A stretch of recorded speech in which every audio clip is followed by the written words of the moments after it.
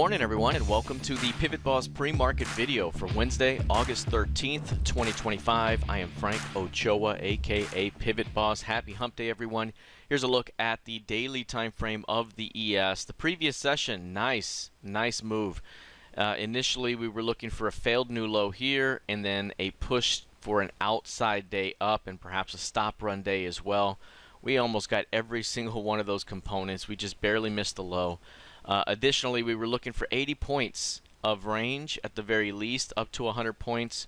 We got 78.75 points of range yesterday, so we got almost exactly what we were looking for in terms of range and expansion post CPI data. Now for today, range-bound price action in overnight and pre-market trading, just 28% of average range right now for the ES, trading 23.5 points.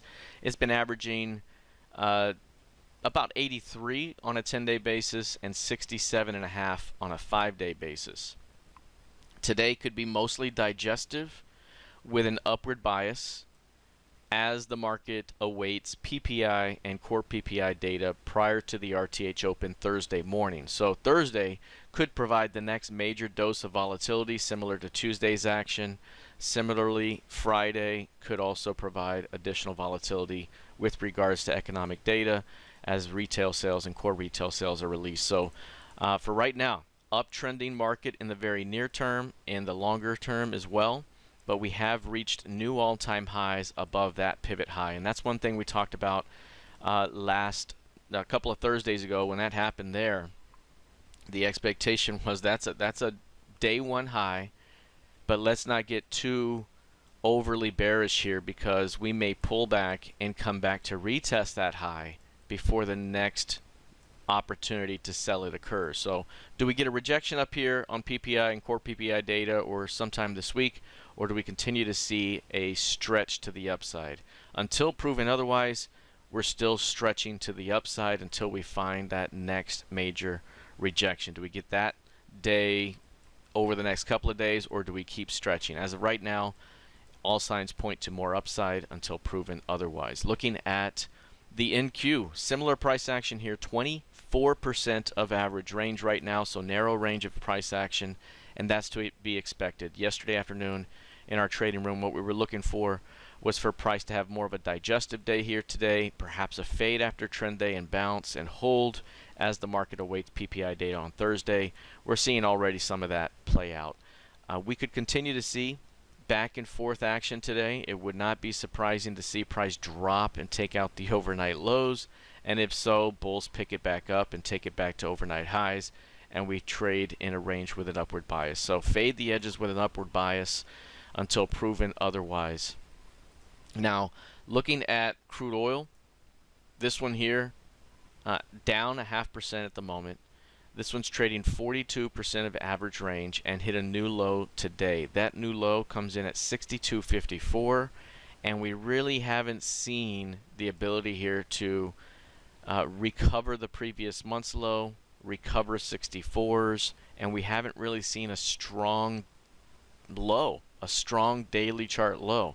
We did see a decent low intraday here, but of course nothing really to get lift out of this market. So this market remains a bit depressed at the moment, and again, any failure to really hold that 64 area for long, and you're dropping down to 54 with 58.20 as a big time target here. So this thing moves in 10-point increments, 54 to 64, 64 up to 74, 74 up to 84. So 64 is the big level now.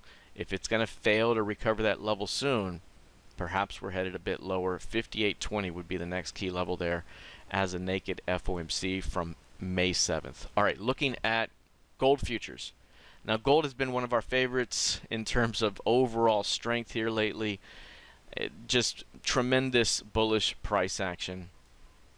Once we got that strong high and the pullback to the midpoint of that range, we knew that we could be stuck in this range for a while. And case in point here, we've been stuck in that range since April, really. That impulse move back to the midpoint there, that's your new key range, and we've been in the upper half of that range ever since. We have an ascending style range that's developing, those ascending style ranges tend to break to the upside or to the flat side eventually. You just have to kind of be patient about it because, you know, is it now?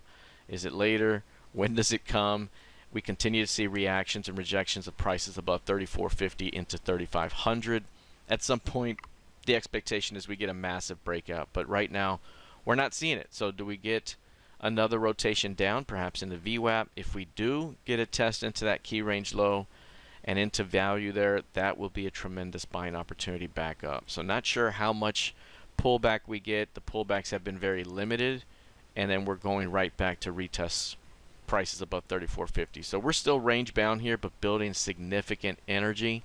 And if we were to see a multi-day dump here, this could provide an opportunity for responsive bulls to come in, defend the lows, and bring the thing back up. All right, looking at the YM. YM is up about 0.25% right now. The previous session, was that a day one breakout? Was that a day one breakout? We are saying yes. We're saying yes, that was a day one breakout. It took out the 8-period average in a big way after being offered for a couple of weeks. It was a G-squat day for us as well, which is a green marker there, and that suggests a continuation to the upside. One thing we mentioned yesterday, any pullback here could provide a buying opportunity for the next jump off as this thing rotates higher into recent highs in the 45.4 to 45.5 zone. So we could be looking at some bullish directional conviction to new highs up ahead for the YM. Again, today could be digestive, so back and forth, holding pattern, low range price action. Tomorrow, failed new low, outside day, continuation up on PPI and core PPI data. Another high range day could be in play later this week. So again, today could be more digestive with an upward bias. We could even see a new low today, and that could be defended for a continuation back up. So again, rolling higher right now, tremendous strength out of the YM in the previous session, at least to lead things. It's now holding. Can we get that continuation in the days ahead? The expectation is yes, especially if we can find acceptance beyond that pink line right there, which is the previous month's midpoint. To find acceptance beyond that, we're going to new highs. All right, looking at Bitcoin, up 0.8% right now, and working into that day's rejection midpoint. You have that day's rejection midpoint. Those are very, very important. Big time day one rejections and highs. But the expectation was if we're going to push through those mids, it's going to open up some upside. If we don't, then we may have a modest pullback into 112, 113, and then that could provide the next buying opportunity. Right now, this market still remains super bullish, and it's hard to fade into this strength right now. Instead, any pullback remains a buying opportunity, and we have a continuation higher toward 130 at the very least. 137.76 that could be in play even just in the short term right now, especially if we can get through these mids, get through 122. Failure to do so and you're back in the range, but again, very soon 130 could be an easy upside target down the road. Looking at ETH, this one's been a star to the upside. We hit 4,700 today. So today's high, 47.43. That's a tremendous move here. Again, we had 1,400 as a buy to begin the year here, or the first entry point of the year. 2,200 again, and now this thing has continued higher. I even mentioned last week that if we tested 3,400, that'll lift us into 46. Almost got into 3,400, and now we're into 4,700 already. So big time new highs here for ETH, not only for this year, but these are multi-year highs, and we're now coming into all-time highs within 200 points. 4,900 and change is all-time highs.